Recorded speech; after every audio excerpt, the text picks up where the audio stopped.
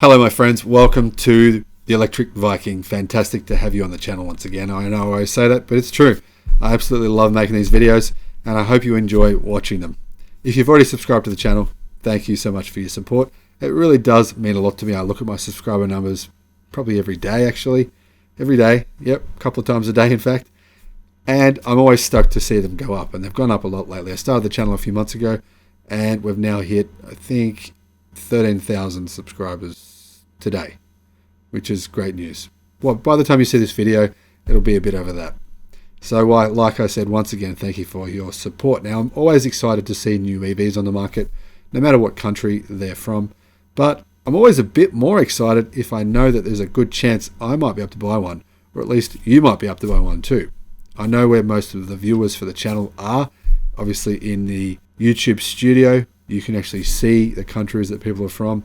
And most people watching the channel are from Australia, the United States, the UK, Canada, and there's some in Europe as well. So this car, the good news is, because Aura plan on releasing their cars outside of China, there's a good chance we'll get to drive it one day, or potentially buy one of these, at what I think is an excellent price. Now remember, a lot of EVs in China sell at incredible prices, and I think the Aura Sherry Cat, and the cat was just let out of the bag, sorry for the pun there guys, by the Ministry of Industry and Information Technology, MIIT, in China. Now, to promote the sale of electric and new energy vehicles in China, the Ministry of Industry and Information Technology releases directories showing vehicles exempt from vehicle purchase tax, which is a nice little benefit in China. If you buy an EV, you don't have to pay vehicle purchase tax. Plus, there's a bunch of other incentives you may be able to get too.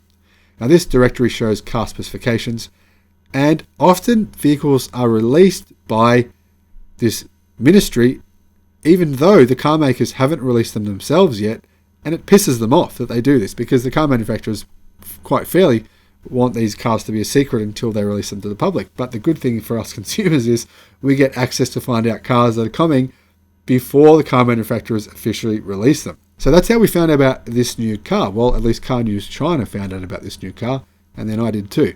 Now, thanks to the MIIT directory, we have some images of this car and specifications and details. Now, the Aura Sherry Cat is a compact SUV based on the Way Macchiato, except the Way Macchiato is actually a hybrid. Now, both Aura and Way are sub-brands under Great Wall Motors, with Aura making small electric runabouts and Way making more premium SUVs.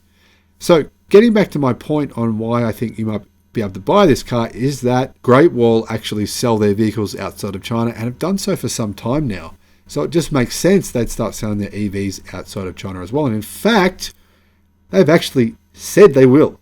They've said they will. So it's not just my speculation here, it's them actually saying they are going to do so. Now, this car was first spotted at the 2021 Shanghai Auto Show as a then unnamed prototype, but we now know it will be called the Sherry Cat, and it will be the largest vehicle in Aura's lineup. So what are the sizes then? Well, the exterior dimensions are 4.5 meters long, 1.8 meters wide, and 1.7 meters high. Weight is 1,885 kilo, which probably sounds heavy, but electric cars are normally a bit heavier than their ICE counterparts, so it's actually not a bad weight. And it has a 600 kilometer range option. Now that to me is the good news. Now, in terms of design, it's actually identical to its Way Macchiato sibling. It has a covered front grille and a lack of exhaust pipes though that show us that it is in fact an EV. Now, there's a large port above the front wheel which gives you access to the charge ports, although specifics pertaining to the charging performance are unknown. We don't know yet how fast it will charge, but we do know some details. Now, we do know it'll come with a 150 kilowatt and 340 newton meter electric motor that will give the car a top speed of 180 kilometers an hour, and we do know it comes in two different battery variants. The smaller battery is a 60.5 kilowatt hour lithium iron phosphate battery, which will have a 470 kilometer NEDC range, so probably around about a 400 kilometer real world range. And the second battery is a 79.6 kilowatt hour cobalt free lithium ion battery, providing 600 kilometers of NEDC range, so probably closer to 500 kilometers of real world range. Now, apparently these cobalt free batteries, I should say, will have the same performance as their traditional counterparts while being cheaper and, of course, much more environmentally friendly. The mining of cobalt is still quite contentious, as apparently some of the mines, they use children and basically slave labor in some of these mines. So the more of these cars that don't have cobalt, the better. Now, we don't have any photos available of the interior, but I'll show you here a photo available of the interior of the Macchiato, and it's believed that it's a good chance it will actually carry over the same interior, except of course have different badging. So as you can see, the interior of the Macchiato has a big, looks like probably a 13 to 14 inch touchscreen. Obviously has a digital display for the driver. Has quite a nice modern minimalist interior. I really like the look of it, and I have to admit it looks like the kind of interior that would be quite suitable on a nice car, say maybe even an Audi or a Mercedes interior. It's at that kind of level, and I'm really impressed that a lot of these Chinese car manufacturers have significantly improved the look of their interiors. You have to admit they've really improved, so kudos to them on that level.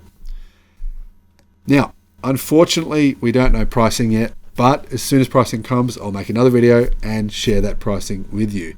Now, I'll put some links in the description below to other Aura vehicles, such as the Punk Cat and the Ballet Cat. Yep, there's a men's and women's version of their Volkswagen Beetle copy car. And Aura actually are making another very interesting car, which I believe will actually hit the market by storm. And I believe it's also going to be available all over the world and sell at an incredible rate. I'll put a link in the description to that video as well.